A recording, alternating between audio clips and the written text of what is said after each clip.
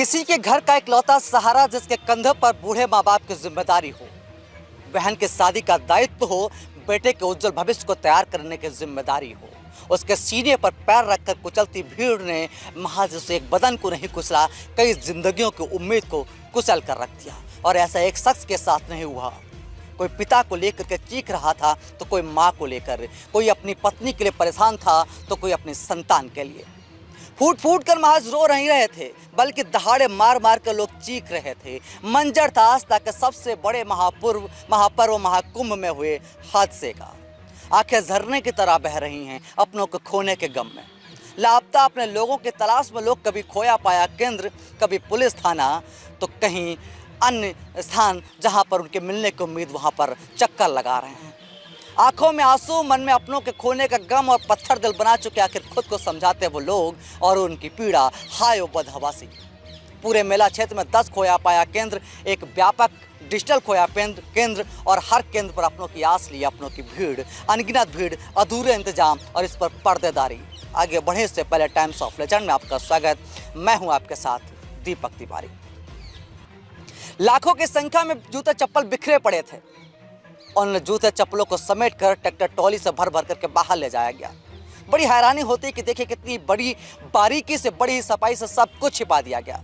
यार कोई तो बताओ ना कि आखिर जवाब कौन देगा, कौन लेगा जिम्मेदारी। मैं खुलकर बोल रहा हूं, अगर नहीं बोलूंगा तो मेरी आत्मा मुझे धिक्कारेगी। मैं अपने पत्रकारिता के पेशे के साथ खुद इंसाफ नहीं कर पाऊंगा।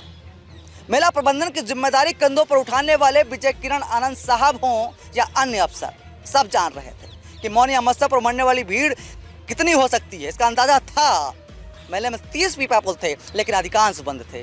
सवाल है कि अगर खुले होते तो शायद भीड़ आराम से मेला क्षेत्र से बाहर जा सकती थी, लेकिन इस अफसर की नाकामी पर कोई बात नहीं हो रही है। सवाल मेरे सवालों पर एक समाज का तबका मेरे सवालों पर सवाल उठा सकता है, लेकिन मैं निष्पक्ष बोलूँगा। आगे बताता हूँ कि महाकुंभ मेले के एसएसपी राजेश द्विवेदी साहब, जिन पर यह दायित्व था कि संगम जहाँ पर गंगा, यमुना, सरस्वती आकर मिलती हैं, यानी कि सरल शब्दों में बोलूं तो संगम नोच पर श्रद्धालुओं को भीड़ के मैनेज करने की जिम्मेदारी इन्हीं एसएसपी साहब के कंधों पर थी। आपको बता दें कि मौनी अमावस्या को जो स्नान होता है उसे अमृत स्नान कहते हैं, और इस दौरान साधु लोग जो है स्नान करते हैं। श्रद्धालुओं के साथ साधुओं को स्नान कराने की जिम्मेदारी जो थी वो भी इन्हीं साहब के कंधों पर थी। भीड़ 2 दिन पहले से उमड़ रही थी, सब कुछ देख रहे थे, इसके बावजूद उदासीन रहे। इस अफसर को पूरी जानकारी होने के बावजूद ये अफसर उदासीन रहा। एक और किरदार को सामने रख रहा हूँ, जो महाकुंभ मेले के डीआईजी साहब हैं, जिन पर पूरे आयोजन की जिम्मेदारी थी, कंट्रोल रूम की जिम्मेदारी नहीं पड़ती। फिर सवाल है, और बड़ा सवाल है, कि आखिर रास्तों का विभाजन, भीड़ प्रबंधन को संभालने के इंतजाम, एंट्री पॉइंट्स की बंदी, भीड़ को नियंत्रित करने की सही योजना आखिर डीआईजी साहब क्यों नहीं बना पाए। सवाल 1 नहीं है, 2 नहीं है, 3 नहीं है, सवाल अनगिनत हैं। जवाब देने के लिए कोई नहीं है, बस कोई अपनों की आस में जड़नुमा बना बैठा है। किसी के आंसू सूख चुके हैं, किसी की आंखें पतरा चुकी हैं, हर तरफ शोक है, गम है, अपनों को खोने की पीड़ा है, और हिस्से में सब कुछ शून्य है। प्रयागराज महाकुंभ में संगम घाट पर हुई भगदड़ में कितने लोग मारे गए, सवाल अब धीरे धीरे करके हर कोई पूछने लगा है। और सवालों का पीछा करते करते सच तक पहुंचना ही मीडिया का काम है। हालांकि मेला प्रशासन न जाने क्यों इस बात को लेकर के असहज महसूस कर रहा है कि लोगों को मौत का सही आंकड़ा भी नहीं दिखाने दे रहा है।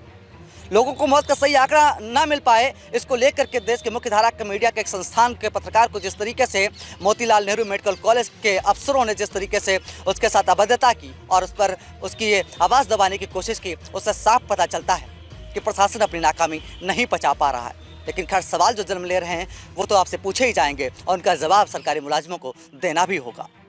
खैर, इस वीडियो पर, इस रिपोर्ट पर आपकी क्या राय है, कमेंट बॉक्स में कमेंट कर अपनी राय हम तक जरूर पहुंचाएं। साथ ही वीडियो को लाइक करें, शेयर करें, साथ ही चैनल को सब्सक्राइब करना बिल्कुल भी ना भूलें, ताकि हमारी हर वीडियो आप तक पहुंचे सबसे पहले। धन्यवाद।